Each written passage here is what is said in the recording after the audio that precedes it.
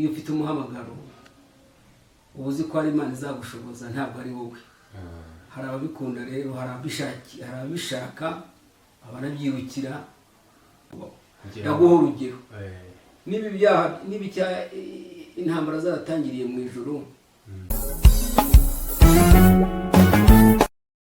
Tubaye ikaze ku Kirenga TV online.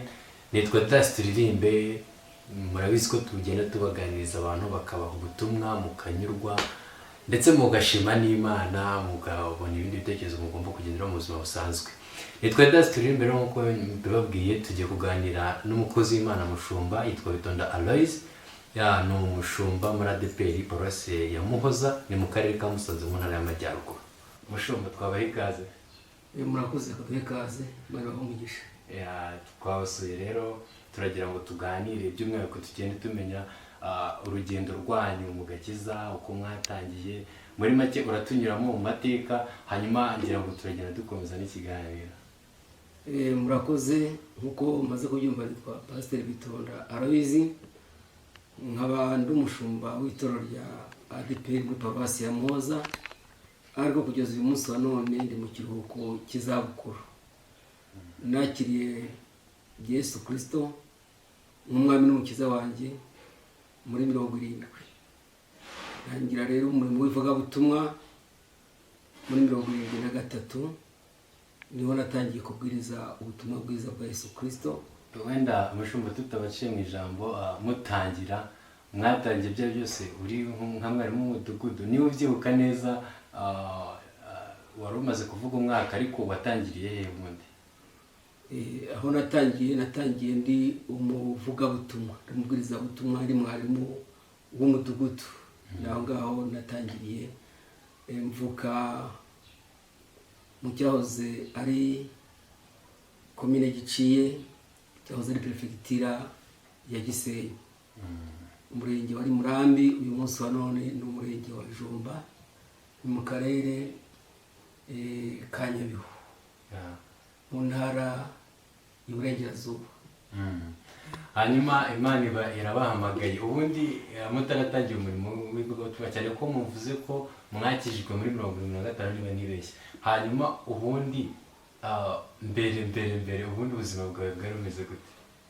Ubuzima bwanjye jyewe ntabwo nashoboye kuba umuntu wakurikiranye amashuri, nize amashuri abanza. Nyuma rero kubera ikibazo cy'ababyeyi nakoze imirimo itandukanye mu buzima busanzwe, ntaba guhinga, nhingira ababyeyi, ubundi nkaragira inka. Isuka warakwitaga cyane, ndetse guhinga kandi ndabikunda cyane. Nahagaritse guhinga ariko njye muri uyu mujyi ko ntabwo guhinga hari hahari. Ku mujyi wa Musanze yahoze ari umujyi wa Ruhengeri cyangwa se perefegitura ya Ruhengeri, mu 1982 mu kwezi kwa kabiri niho naje. Uri umunyamateka ukomeye. Natandukanye n'isuka, ariko guhinga ndabikunda. Hanyuma uba winjiye mu murimo w'ivugabutumwa, nta mashuri wagiraga. Icyo gihe byari byoroshye? Ntabwo byari byoroshye, ariko rero biterwa n'igihe. Biterwa n'igihe, kuko n'ubundi muri icyo gihe abantu bari barize, n'ubundi bari bake, ntabwo bari benshi. Wenda reka tugaruke ku buzima gato. wari umaze kuvuga ngo kubera ikibazo cy'ababyeyi ntababashije kwiga. Niba atari ibanga byaba byaragenze bite? Nyine ubwo bifuzaga ko mbakorera nkora imirimo yo mu rugo. Kandi wari umuhanga? Nari umuhanga bitari cyane, nariwe, kuko n'ubundi ndibuka maze gutangira umurimo w'ivugabutumwa muri 77, nagiye mu ishuri rya Bibiliya ku Gisenyi, nabaye uwa mbere. Burya ntabwo wari woroshye. Hanyuma ubu utangiye umurimo w'ivugabutumwa mu mudugudu uwuhe? Ndagira ngo umusore aho wavuze ngo ni 73. Ntabwo ari 53. Natangiye rero umurimo w'ivugabutumwa mu mudugudu witwaga Bihinga. Ni mu Bihinga, nanone muri uwo murenge wa Jomba, ariko nkomeza no gukora umurimo w'Imana, nza kuyobora imidugudu ibiri ahitwa Inyamitanzi. Birakomeza ubu dutangira n'umurimo wo kugenda tuvuna twagura umurimo w'Imana. Paruwasi yacu yari paruwasi ya Kinanira, ubundi bahitaga mu Kingogo, ariko mu cyahoze ari komine Gaseke. Kuva aho dutuye kuva aho twari dutuye kugera kuri paruwasi rwari urugendo rw'amasaha 2. Bivuga ubutumwa ntabwo byari biboroheye.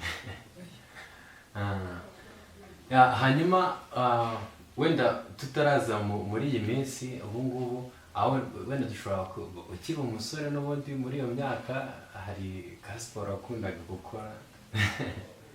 Oya, siporo yari imirimo y'amaboko gusa niyo yari siporo yacu. Ntabwo wateye ku gapira? Oya.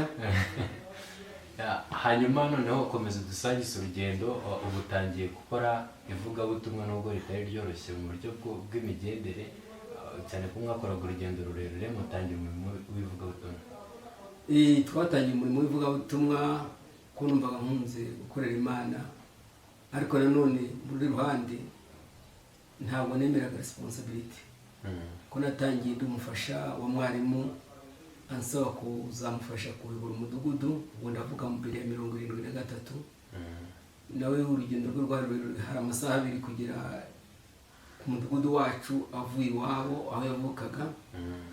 Bituma rero ansaba ko nayobora umudugudu, ariko simwemerere, cyane cyane ko yambonagamo umuhamagaro, ariko nanjye nkumva ntashaka gukora guhabwa inshingano nakorera Imana mbikunze, ariko nta responsibility mfite. Bivuga ngo wumvaga umudugudu utawuyobora ngo nta cyizere wifitiye se? Umurimo w'Imana ntabwo woroshye, nubwo abantu babikunda kandi kubikora nabyo ni byiza, ariko bitandukanye. Iyo ufite umuhamagaro ubuzi ko ari Imana izagushoboza, ntabwo ari wowe. Hari ababikunda rero, hari ababishaka, abanabyirukira, ariko iyo umuntu yumva neza icyo agiye gukora n'icyo Imana imushakaho, ababona ko ari umurimo utoroshye. Kandi kugeza uyu munsi wa none ntabwo umurimo w'Imana ari umurimo woroshye, cyane ko atari umurimo ukorwa kugira ngo unoge, ntabwo bisaba ubwenge ngo aribwo umuntu akoresha. Ndavuga ubwenge burakenewe, kwiga birakenewe, n'ibyangombwa, kugira ubumenyi n'ibyangombwa, ariko kubigira udafite umuhamagaro, nta mwuka w'Imana, ntabwo byoroshye.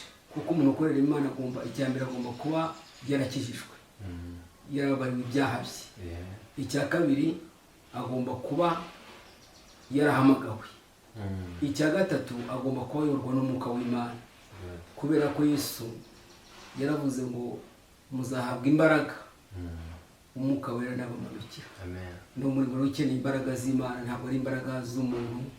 Ni byiza kuba umuntu yarize, afite ubumenyi, asobanukiwe, akavuga ibyo azi, ibyo yize, ariko habuzemo kuba ufite umuhamagaro.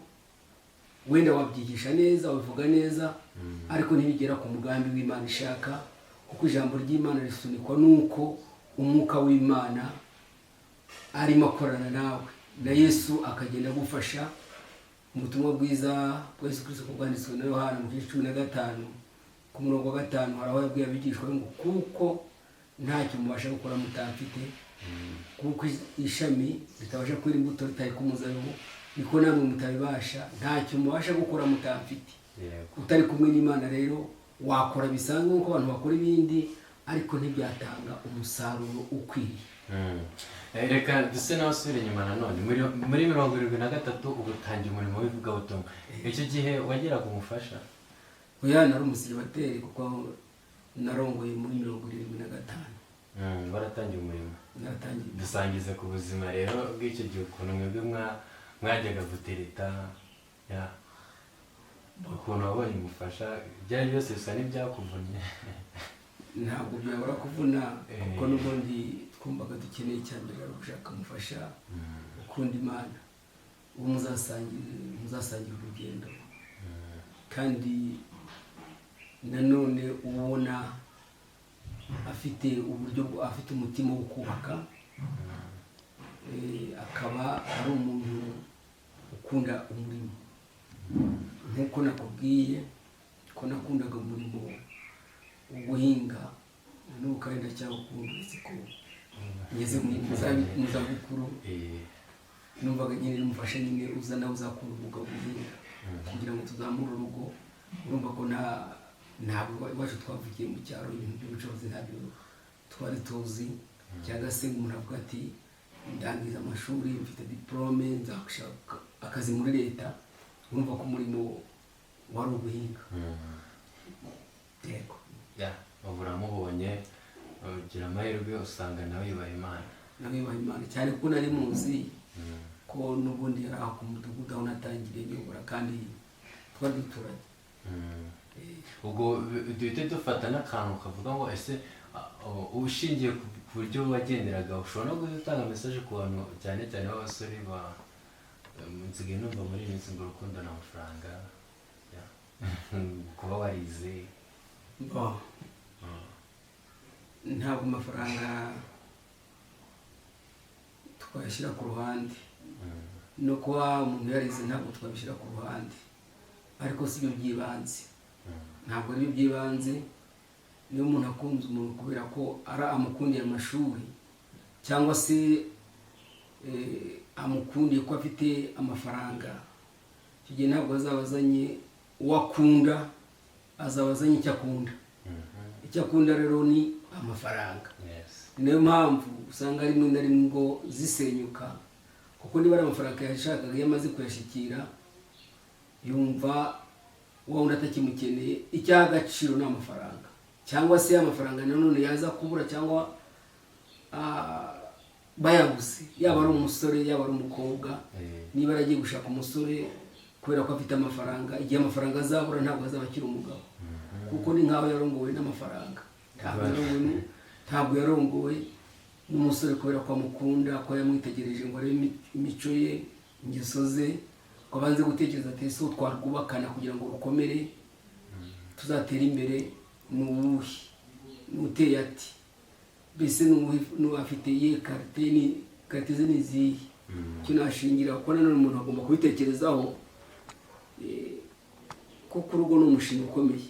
mu bintu bibaho byose umuntu ategura imishinga ukamuvuna, ariko umushinga w'urugo ntabwo ari ugupfa kwihutira, ni uwo gutekerezwaho neza, ukabanza ukamenya ngo ubu ngiye kuzana ibyo ari byo byose ndabona agerageza, kuko ntabakuza kondisiyo zose umuntu ashaka, ariko akavuga ati uko biri ndabona hari karite afite muzo nifuza.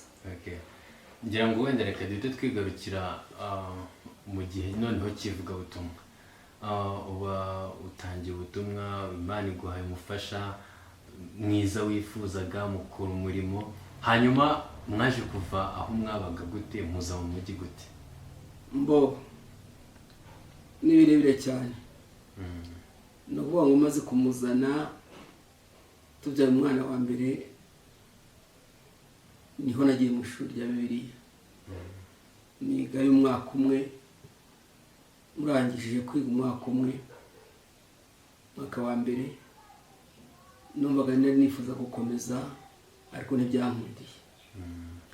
byankundiye kuko narahindukiye ubuyobozi bw'itorero bwishima kunkoresha. nariho muri komine cyahoze ari komine Giciye, nkora ku midugudu y'iwacu, bahita nkivayo banyohereza i Gatumba mu cyahoze ari komine Kibirira, ubu ni mu karere ka Ngororero. ni mu ntara y'Iburengerazuba. ubwo rero nagiye gukorayo, mbayo, nyuma ndangije amezi 6 nibwo bashimye kunsengera ku bukuru bw'itorero. dusangiza urugendo wenda muri makeya ukuntu byakugendekeye, kuko na n'ubu ngubu niho kibarizwa. n'ubu ntabwo byari byoroshye. ngera navuze ngira ngo mvuge mu ncamake aho izo etape nagiye nyuramo, numvaga ntashyikira no kuba umukuru w'itorero byabanje kungora kubyemera, no kugira ngo mbe umushumba nabyo numvaga nakagombye kuba umuntu wikorera mu mirimo yo hasi. Nyuma rero bavuze ko bagiye kunzana mu Ruhengeri, numvise ntabishimye, sinabishimye kandi uko ni ukuri. Byansabye ko nanabisengera kugira ngo Imana ibihagarike. Numvaga mu Ruhengeri ubwanjye ntashoboye, ati Imana rwose mfasha niye kujya mu Ruhengeri ngora umurimo hano iwacu, ndumva nta kibazo mfite kandi nagize umugisha aho nagiye ngora hose. Ntabwo ari byo nakwirata, ndabirata Kristo, birata Kristo yaje arancuza, tukajya tugakorana neza n'abo dusanze ari abavugabutumwa, ari abakuru b'itorero, ari abapasitori, bose twakoranye neza. Naho rero numvaga nkoranye neza n'abakristo, mbona umurimo w'Imana ukimbere umeze neza, abantu bakizwa babatizwa mu Mwuka Wera, dukora ibiterane. Umva atari ngo konza mu Ruhengeri, cyane cyane ko hano mu Ruhengeri hano wenda uretse imidugudu imwe yari ruguru hirya, ariko mu mujyi nta bakristo bahabaga. Ntabwo byari byoroshye, ariko cyambere nk'uko nabavuze nuko umukozi w'Imana akwiriye kuba yarahamagawe, yarakijijwe. Gukizwa ni kimwe no guhamagarwa, akahamagariwe uwo murimo, kuko umuntu ashobora kuba akijijwe ariko adafite umuhamagaro wo gukora uyu murimo uyu n'uyu, ahubwo wenda afite ikindi Imana imuhamagariye. Kimwe n'ubu reka tuvuge umuntu ashobora kuba afite urugo akagira abakozi batandukanye, hari ushoboye wenda bakurikije impano Imana yamuhaye, ashoboye gutunganya isuku yo mu rugo, ashoboye kwita ku bana, undi akaba ashobora guteka neza ariko ibindi atabishoboye, undi akashobora kuragira, wenda akaja kuragira akaba umushumba, undi akaba umuhinzi, undi agakora muri jaride, ibintu nk'ibyo. Noneho rero ubakoresha akabona, akajya amenya ngo uyu nguyu uko mubona umuhamagaro we n'uyu, impano murimo ni iyi ngiyi. Hari umuhamagaro umuntu akumva ko yahamagawe. Iyo wahamagawe mu bihe bikomeye, yaba mu bihe bikomeye, niho twavuze ngo Umwuka Wera azabayobora. Yaravuze ngo muzahabwa imbaraga.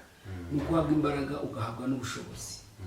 Mu butumwa bwiza bwa Yesu Kristo ko bwanditswe na Yohana mu gice cya 2:12 haravuga ngo abamwemeye bose bakizera izina rye bahawe ubushobozi bwo kuba abana b'Imana. Ijambo nshatse kuvuga mu ikintu cyitwa ubushobozi. Hari ubundi bushobozi Imana iguha, uranyumva? Hari ubushobozi Imana iha abantu bamaze kwemera, bamaze kwihana, bamaze kureka ibyaha, ikamushoboza ikurikije impano yashize muri we. Ko nanone impano ziratandukanye, ntabwo impano ari zimwe. Ntabwo bose bafite impano zo kubwiriza ubutumwa, bose ntibafite impano zo guhanura, bose ntibafite impano yo kwigisha. Kuba ufite impano yo kwigisha akaba ashobora guterura icyigisho akagisobanura neza ijambo kurindi, akaba ari mwarimu. Hakaba n'undi kubwiriza neza, ahagarara agatanga ikibwirizo ariko adafite impano yo kwigisha. Undi akaba afite impano yo gukora ibitangaza nk'uko Pawulo yakoraga ibitangaza. Ubwo rero Imana ifite impano yashize mu muntu. Ngarukira aho warubajije muri ibyo bihe bikomeye twanyuzemo, ubwo nageze muri 1982 mu kwezi kwa kabiri. Urumva ko intambara itangira muri 1990. Noneho jenoside yakorewe Abatutsi mu buryo bwimbitse, uzi ko yabaye muri 1994. Niho habaye jenoside. Icyo gihe rero muri 1991 intambara yatangiye muri 1991 nibwo habaye ibitero. Ubwo nagira ngo nsobanure icyo warumajije. Haba ibitero mu Kinigi. Nyuma y'icyo gitero icyo cyamanutse bafungura gereza ya Ruhengeri. Imfungwa zimwe ziragenda, abandi barasigara, ndetse abandi bamwe baricwa mu bari basohotse gereza. Nyuma rero y'icyo gitero hanyuzemo akantu ko kwica. Se we ndavuga ngo nta kantu ariko ni ikintu, habaho kwica abatutsi, bamwe mu batutsi bari mu Kinigi bavuga ngo nibo bahaye ibyitso, nibo babazanye. Hari rero abana b'abakobwa bahunze bahungira no ku rusengero kuri paruwasi ya Moza. Barasitura abana kuva 1991 mu kwezi kwa kabiri, twabanye muri ubwo buzima bugoye ariko bitari cyane. Abo bana bari abana 5 bashira mu ishuri, bari umukuru we yari yararenze igihe cyo kuba yakwemererwa kwiga. Icyo gihe bari afite imyaka batagomba kurenza umuntu aje mu ishuri. Baje mu ishuri bariga, dukomeza kubana hara ku rusengero, ariko bigeze 1994 ni ikibazo cyakomeye cyane. Ariko ubwo iyo habaga ibitero twarahunga tugahungana n'abo bana, tukajyana twagaruka tukagarukana. Nyuma rero 1994 ubwo no kwari kubahisha, byari bikomeye ko niho habaho kwica abatutsi kuri igihe cya jenoside. Byaratugoye, ariko nk'itorero tubona ko twahamagawe. Nicyo nakubwiye, niba turi muri Kristo Yesu, ijambo ry'Imana tugira ngo muri Kristo Yesu ntihariho umuyuda cyangwa umugiriki cyangwa umunyeshyangarigawa, ahubwo bose bari muri Kristo, ni umubiri wa Kristo. Kandi nanone ikindi nuko Bibiliya itubwira ngo abamwemeye bose bakamwizera bakinjira muri Kristo, niko Paulo yanditse ngo baba bahindutse icyaremwe gishya. Ibya kera babishyize. Ibya kera nshatse kuvuga ni ibihe? Ni ukuvuga ko iyo kamere yo kugira nabi, yo kwangana, umuntu agomba kwirwanya, kuko kamere y'umuntu niko iteye, ariko agomba kwirwanya, umwuka w'Imana akamufasha.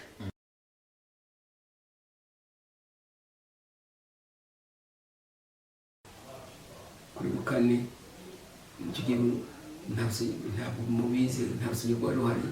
Twasengeraga mu cyahoze ari ishuri bitaga muri Atelier, kuko hari umwaka wa 8 niho twatera, niho n'abantu basengeraga. Ariko duhunga twahunze noneho Bukane nsa nkusuye inyuma gato, twari twaramaze kwicutsa yarasuye iwabo. Bukane n'abantu bamaze kuboneka ari benshi, twahunze basengera ku mudugudu aho no ku cyumweru, kuko mbere bagombye kuja twabarekuriye gusengera, bari barekuriwe gusengera kuri Bukane mu gitondo, wenda se n'amasengesho yandi ari ku cyumweru bakaza ku Musa. Ariko bagiye twarabasubije noneho kuri Bukane basengera iyo no ku cyumweru bateraniye. Haramaze kuboneka abakristo benshi, ni ariyo bari ubwo rugo rusengero nirwo twasengeragamo. Njya kuri Bukane rero, babaye kwibabara kuri Bukane, none dukora umurimo w'Imana, twagura imbago, tuguraho ubundi butaka bukiri uko ujye uhabona. Ubu kuko ubutaka bwari buhari n'ibyo kubatseho amashuri gusa, nta handi hari. Tugenda tugura n'abantu batandukanye. Icyo gihe ni wowe wari umuyobozi wabo? Banyohereje kuhayobora, twubaka urusengero. Tumaze ku kibanza dutangira kubaka, ndumva ari muri 1999 umwaka uri kurangira, dukomeza dushira muri 2000. Ubwo turahubaka. Abakristo bari bavuka mu Gashangiro, nabo ubwo twari tumaze kubazamura, kubasubiza mu Gashangiro, tubanza gushinga amashitingi, niyo twatangiriyeho. Ubwo nuvuga ngo noneho Bukane yari ibyaye Gashangiro, hari n'umudugudu wa Kabaya, n'undi mudugudu wa Musanze, uri hariya ku Musanze, hepfo ya Musanze ya kabiri y'amashuri ya primaire. Niyo yari ahari. Ubwo tuno hahita haba icyo bita ihuriro, aho bari rigabo ryera. Ubwo rero Gashangiro nayo yahise ivuka gutyo, ndetse nayo dutangira kubaka urusengero rwa Gashangiro. No kuri Bukane turahubaka kugeza muri 2000. Bari tumaze muri 2004 tuba tumaze kurusakara, no gupava mu gice kimwe, no gukinga byari byararangiye. nibwo rero bangaruye hano ku Muhoza 2004 ngaruka no gukora hano ku Muhoza dutangira inyubako y'urusengero ubwo hari hariho inyigo yo kuzabaka urusengero rugezweho rujyanye n'igihe wari umushumba w'ururembo yaragiye ikoze visite yaje i Bukavu bareba pura yaho aho bita Inguba nuko bazana rero bashaka kongera gukoresha ishusho nyimbonera ariko hitaba Imana aho ngaho muri 2004 kitari cyanarangira kuboneka nyuma rero bisa nk'ibihagazemo gato nakoze na gato kuri karekare ariko bigeze muri 2010 nibwo twubatse n'inyubako yatangiye 2010 none mwagarutse ku Muhoza 2004 muvuye kuri Bukane yari yabyaye Gashangiro yari yabyaye Kabaya na Musanze hanyuma indi paruwasi tuzi nka Nyarubande y'ubwo ntiyavuye kuri Muhoza cyangwa yavuye kuri Bukane Nyarubande Nyarubande yavuye kuri Muhoza kuko ndibuka Nyarubande wari umudugudu wa Muhoza wari umudugudu wa Muhoza nawo ndetse watangiye kubakwa muri 2000 ndumva ari bubaka urusengero rw'amatafari ahiye kumbere nabo babangirije mu ihema ariko batangira nimba nibuka neza ni nko muri 2003 gutyo kuko naje 2004 mu kwezi kwa 8 baramaze kurwubaka icyo hasi no gukora sharupanti gasakaye twarusakaye rero muri icyo gihe niho nageze wari umudugudu wa Muhoza nawe ndumva urugendo rwawe rutoroshye noneho ubwo Nyarubande tuyivuyeho umutangiye pura noneho y'urusengero 2010 yego ariko twatangiye urusengero Nyarubande yari kiri umudugudu wa Muhoza urunguru rugezweho twarutangiye kiri umudugudu wa Muhoza nuko murazamuka mubonye tuzamuka ariko twatangiye mu kwizera iby'Imana bikorwa mu kwizera ntabwo bikorwa kubera ko umuntu yabonye umutungo ko twatangiye dufite 1,400,000 niyo twatangiranye abakristo bakoresha amaboko yabo bari gucukura imyobo bakoresha amaboko no gutaba kuko hari icyobo turutaba neza abakristo bakagenda batangira kugenda bitanga uko imyaka igenda isimbura yindi ukagenda uko imbaraga zingana buhoro buhoro abantu bazaga ko tutazarushobora abageze bakavuga ngo nibuka ko ari nko abana bize ku Muhoza akaba hari ugeze atambuka aravuga ngo urusengero ngo batangiye ngo nkiga hariya ngo ku Muhoza ngo ndi mu wa gatandatu ngo none ndangije segonderi ngo rutari rwuzura ngo hari ibyo bavuga ngo nukwipasa muremure nukwipasa muremure bati twarabananiye ntabwo bazabishobora ariko abakristo buri icyo umuntu yiyemeje ubundi n'ubukristo no kwiyemeza kandi umushinga wose ugomba kubanza ukiyemeza ukagambirira ugatekereza ukaba ngiye gukora iki iyo ugikoze cyane cyane wakigambiriye neza wagiteguye neza noneho icyo kiri no mugambi w'Imana Imana yagushoboza ariko n'indi mishinga itari yo gukora insengero buryo umuntu iyo yiyemeje akavuga ngo ndiyemeje ngiye gukora iki kintu ngiye gutangira uyu mushinga inzozi ze azigeraho hanyuma wenda reka noneho duse n'abavuye muri urwo rugendo rukomeye keretse wenda niba hari akantu waba ugiye gusangiza abantu wenda tubivaho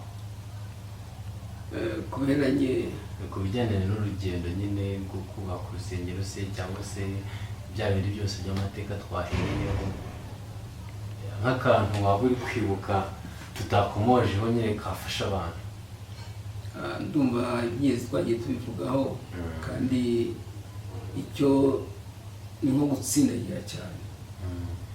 Umuntu wese wiyemeje ndavuga kuba umukristo kandi akaba n'umukozi w'Imana akwiye gukora inyangamugayo kandi agakora kiranuka. Yani message ikomeye Bituma akorana n'Imana. Ukorana n'Imana kuko Pawulo yaranditse aravuga ngo ubwo dukorana turabinginga ngo mudaherwa ubuntu bw'Imana kubupfusha ubusa. Niko yandikira Abakorinto igice cya 6 aravuga ngo ubwo dukorana turabinginga ngo mudaherwa ubuntu bw'Imana kubupfusha ubusa. Arangira ngo kandi igisitaza dushyira imbere y'umuntu uwo ari we wese.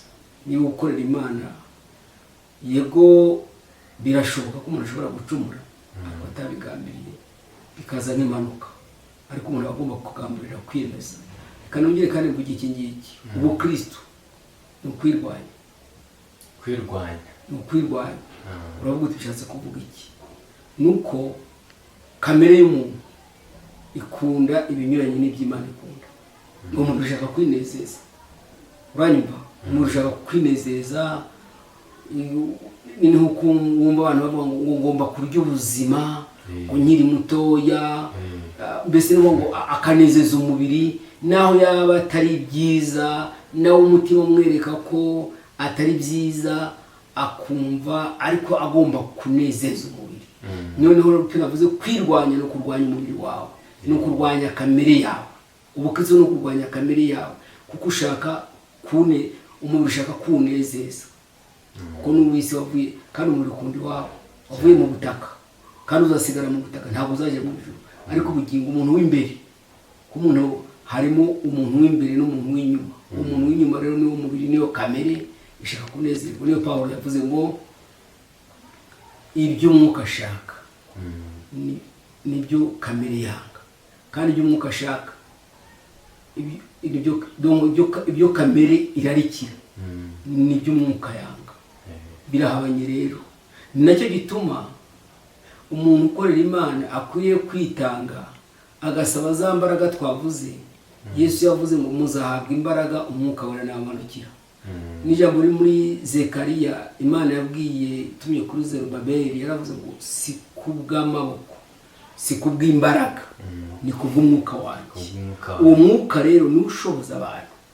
Umwuka wera niwe ushoboza umuntu kwihana no kureka ibyaha. Niwe ukorana n'umutima nama. Uyo bavuga ngo n'umutima nama naho ngaho umwuka akorera. None ugatangira kurwana kamere n'umubiri karwana. Niyo we nta ikintu cyo gutera ubwoba kikubuza ngo niba utaretse iby'Imana birakugiraho ingaruka. Umwuka wera ni uguha iki? Imbaraga. Bibiliya tubwira ngo Yesu nawe kuko yari yambaye umubiri yageze avuga ngo umutima niwo ukunze, ariko umubiri ufite intege nkeya. Umubiri ufite intege nkeya. Aho rero niho ngo akomeza gusenga inshuro ya 3 nibwo yahawe imbaraga. Aravuga ati n'umuhaguruke tugiye mugenzere hafi. Imbaraga nizo zashoboje Stefano guhamya Yesu, yemera ko bamwicisha amabuye. Kandi muri izo mbaraga hari ibintu tugomba kwigira ku batubanjirije. Ngo igihe baregaga Stefano, ndagira ngo mbwire n'abanteze amatwi cyangwa bazanyumva, igihe bamuregaga ibirego by'ibinyoma ngo baramwitegereje mu maso ye ngo babona hasa n'ahamarayika. Ukibaza ngo none muri kamere muntu iyo bakubeshye aravuga ngo umuntu ngo tuzahura nanjye nzamwumvisha, iyo ni kamere muntu. Ariko iyo uri mu mwuka aravuga ngo ndamubabariye. We rero mu maso yahindutse nk'abamarayika, amaze gutanga ubuhamya avuga iby'Imana ahereye kuri Aburahamu, arazamuka nuko Imana yatumye Mose kuzana Abisirayeli, arazamuka kuri uko Abisirayeli Imana yabahaye amasezerano, arabisobanura. Avuga ko Imana yanavuze ivugira muri Mose ngo azavuka umuhanuzi umeze nkanjye muri bene wanyu, yavugaga Kristo.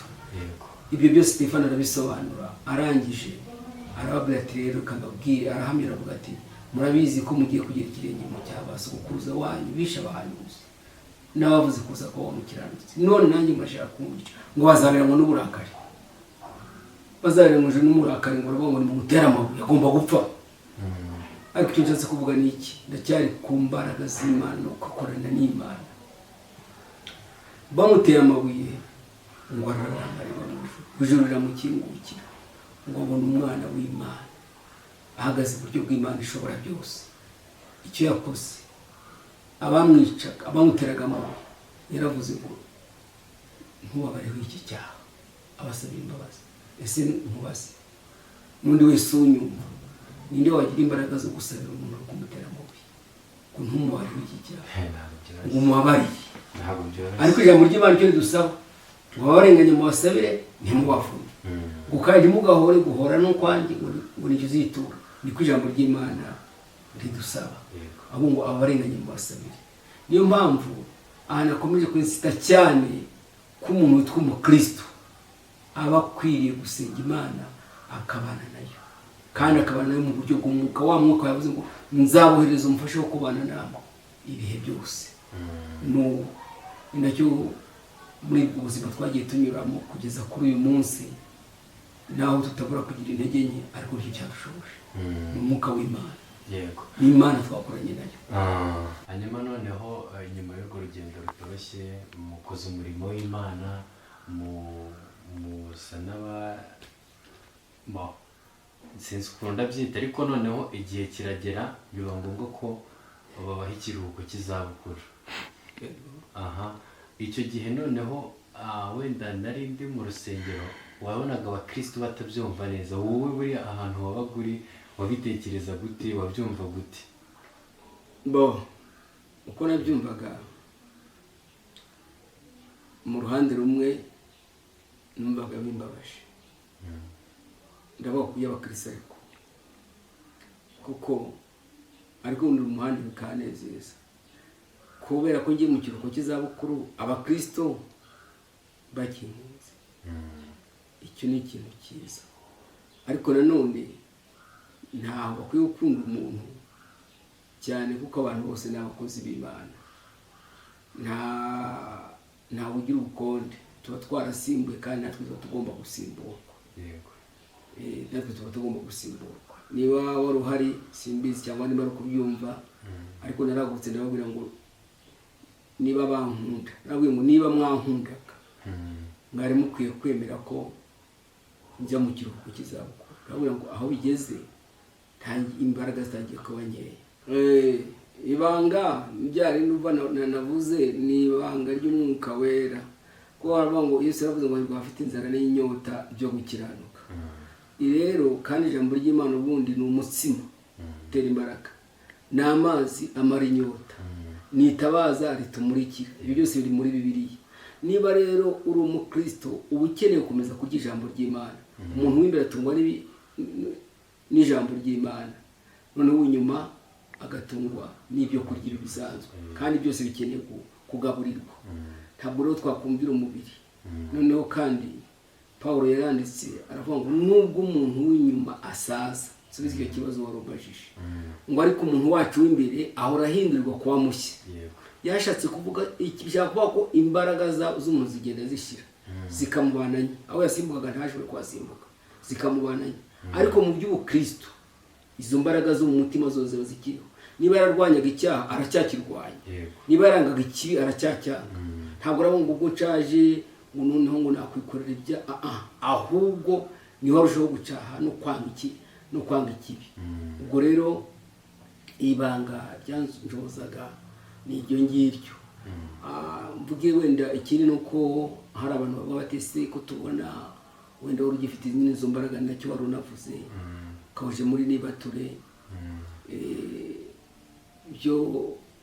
Byo ni gute? N'ubusanzwe naruhuse responsibility yari nahoze mvuga, kubazwa n'igihe tugezemo, igihe cy'iterambere, igihe cy'ikoranabuhanga. Ibyo birakenewe ko abantu nabo tureka abasore bacu twarese, nabo bakafata umurimo w'Imana, nabo bakanadufasha. Hari ibyo bashoboye twe tutashoboye, hari aho bagera twe tutagera. Rero nabo bagomba gukora umurimo w'Imana bafite responsibility. Ariko nitwareka uko Imana ishoboje kuvuga ijambo ry'Imana, nitwareka no gusenga Imana. Dusoza reka tugaruke ku kantu kamwe gusa. Hari abantu muri iyi minsi, kuko ugereranyije itorero icyo gihe mugitangira n'uko ubu rihagaze, hari ibintu byinshi byagiye bihinduka, cyane cyane mu itorero rya ADEPR mubayemo umushumba igihe kirekire. Hari ukuntu umuntu aza ari umupasiteri uyu munsi, ejo akaba bivuyemo, cyangwa bamufatiye mu utuntu twica ivugabutumwa yakoraga. Umuntu aje ari umuririmbyi, hari icyitwa ubusitani nyine, sinzi ukuntu mwebwe mukigerageza, njya byumva muri ADEPR babivuga ukuntu ngo uriya muntu ngo yaje akijijwe ngo ariko amaze kugwa. Ibyo bintu mwebwe mubyakira mute iyo mubyumva? Ibihe turimo biriya bivuga ntabwo byatunguye, kuko biravuga ngo mu minsi y'imperuka, niko Pawulo yavuze ngo benshi bazagwa bave mu byizerwa, ndetse ngo bite no ku myuka iyobye, umujyana wenda ku bijyanye n'irari n'urugero. Ibyo rero bigomba kubaho, kandi byanabayeho na kera. Burya si ubu, nta kiriho none kitabaye uretse wenda kw'imbaraga cyangwa se uburyo bikorwamo butandukanye, bigenda byongera umuvuduko, nk'uko ubona wenda uretse no mu itorero n'igihe cyacu, yaba ingo z'abakijwe n'abadakijwe ntabwo zasenyuka nk'uko ziri gusenyuka ubu ngubu. Urabona abantu bari gukora divorce ni benshi cyane. Leta nayo ibona ko bisa nk'aho bimaze kwiremerera cyane. Na mu gitondo nahoze numva bavuga imanza z'abantu bari gukora divorce zigeze kuri 40, bati kandi aho ni muri Kigali. Ibihe bya nyuma niho Yesu yavuze ngo mbese umwana w'umuntu naza azasanga kwizera kukiri mu isi. N'ibihe bya nyuma Satani aragenda akaza umurego. Ubwo rero si mu itorero gusa, ariko na kera ibibazo ntabwo byaretse kubaho. Ndaguha urugero, n'ibicya intambara zaratangiriye mu ijoro, marayika akigomeka ariwe Rusifero uri guturwanya, se hano mu isi niho byakoroha. Niba Yuda yaragambaniye Yesu mu bantu 12 yari afite, iyo baza kubamagana byari gucura iki? Niba Mose ageze mu butayu ashoreye Abisirayeli, hari abamurwanisha bitwa abakorana n'Abadatani n'Ababiramu, abo babonetsemo baravuga bati ntaho tunashaka wowe tugushaka, turatundone tugushaka. Kandi yatowe n'Imana, ari Imana yamutoranije, ari Imana yamuhamagaye, ariko baravuga ngo ntibakimushaka. Nta kiroro kitabayeho, ariko muri iki gihe cyo biragenda birushaho gukabya. Biragenda birushaho gukabya, ariko bikaba byaravuze ngo mu minsi y'imperuka azaba ari ibihe biruhije. Turakuraho n'umwanzuro rero, ugiye gutanga n'umwanzuro kuri iki kintu, kugira ngo noneho ni iki cyakorwa kugira ngo abantu bongere bakizwe nk'uko bahamagawe. Ni iyihe nama ushobora kubagira nk'abantu baduteze amatwi? By'umwihariko hari abapasiteri baranadukurikiye, bari kutureba, hari abapasiteri, hari abaririmbyi, cyane cyane ukurikije uko ugenda ubibona mu itorero. Kugenda mbibona mu itorero n'ubundi nta gishya kindi uretse kubakira ku ijambo ry'Imana. Nkavuga ngo Pawulo yandikiye Timoteyo, aravuga ngo ube icyitegererezo cy'abizera ku ngeso zawe, ku rukundo rwawe, ku kwizera kwawe. Nuko aravuga rero, ajya gusoza aravuga ngo kugira ngo kujya mbere kwawe kugaragarire bose. Mbese agomba kuba icyitegererezo n'umuntu ku giti cye. Ubundi umuntu yaba umukozi, yaba rero n'abakristo nabo n'abakozi b'Imana, ko n'abafite imirimo itandukanye, ariko buri wese mu nshingano ze aba agomba kureba ngo ndagomba guhirimbanira gukora iby'Imana ishaka. Ingeso zanjye nkazihuza n'ibyanditswe byera, kuko mu ijambo ry'Imana nta kuvuga ngo reka nshakishe ubwenge ngo uko mbyumva ngo nuko mbibona, ahubwo ngo mbese ijambo ry'Imana rintegeka iki? Icyo Yesu antegeka ni iki? Ijambo ry'Imana rintegeka ni iki? Naho ngaho niba rero umuntu wese akavuga ngo nta kidasanzwe no gusoma ijambo ry'Imana no gusanisha ingeso zawe n'ibyanditswe byera, ukanabisengera ngo Imana igufashe, Imana iguha imbaraga. Naba ari urubyiruko, yaba ari abakuze, yaba ari abubatse, turasabwa kujyana n'ibyanditswe byera, kuko ijambo ry'Imana Dawidi yaravuze ngo ijambo ryawe ni itabaza ryanjye ni umucyo umurikira inzira yanjye. Ijambo ry'Imana ubundi si tubona bukeye ni ku manywa mu zuba rirava, ariko isi yuzuye umwijima. Urabona abantu bari kugenda bahinduka ibyo yita ko ari byo byiza, ko ari uwo mucyo, ko ari byo bigezweho. Wabireba urebeye mu rundi ruhande ugasanga abantu barangiritse, ariko akumva wemeze neza. Uwo ni umwijima rero witwa icyaha, uri gutwikira isi, ugatwikira abantu. Yakora ikibi akacyita cyiza, yabona ukora icyiza akaba ariwe yita ko akora ikibi. Ni umwijima, kandi uwo mwijima urabundikira ugatera n'ubujiji mu mitima, kuko Bibiliya iravuga ngo dore kubaho Uwiteka nibwo bwenge, kuva mu byaha niko kujijuka. Niba umuntu ari mu byaha, mu yandi magambo ndavuga mu mvugo y'Imana, ni injiji. Ariko Yesu aravuga ngo hazaba inzira nyabagendwa, ngo hazaba inzira yo kwera no gukiranuka, ngo abanduye imitima ntibazayicamo. Ngo ariko umugenzi nubwo yaba ari wa wundi bita umuswa, yavuga ko ari umuswa, uwo bita umuswa ntazayiyoba. Ni ukuvuga ngo niba yarakijijwe akagenda agakora ibyo Imana ishaka, iyo nzira umwuka w'Imana azayimuyoboramo, azamufasha. Nicyo rero numva niyo nama natanga ko abantu bakwiriye kugerageza gusenga Imana, gushaka Imana, gukurikira ijambo ry'Imana ribasaba. Kandi Pawulo yabwiye Timoteyo ngo nugenza utyo ngo uzikizanye n'abakumva. ngira ngo n'urugendo rurerure mudusangije, ubutumwa bwinshi bugeneye abantu. Ngira ngo turi kugana ku musozo, usibye kubashimira nta kindi gisigaye. Mwakoze kutwakira. Mwakoze namwe kuza kutureba kugira ngo tuganire. Hari akandi kantu ushobora kurenzaho ku byo twavuze? Ndumva nta kindi kirekire navuga, ariko sinabura kuvuga ijambo. Ndabona mwembi ko muri hano muri abasore, ahubwo nanjye nakwibaza ngo mbese mugambiriye iki? Mwembi intego yanyu mufite ni iyihe, cyangwa icyo mufashe ni ikihe muri ubwo buzima bwanyu? Mwari kwibaza ngo mbese natwe dukwiriye kwitwara duti? Ese tugambiriye iki? Turashaka kugera ku ki?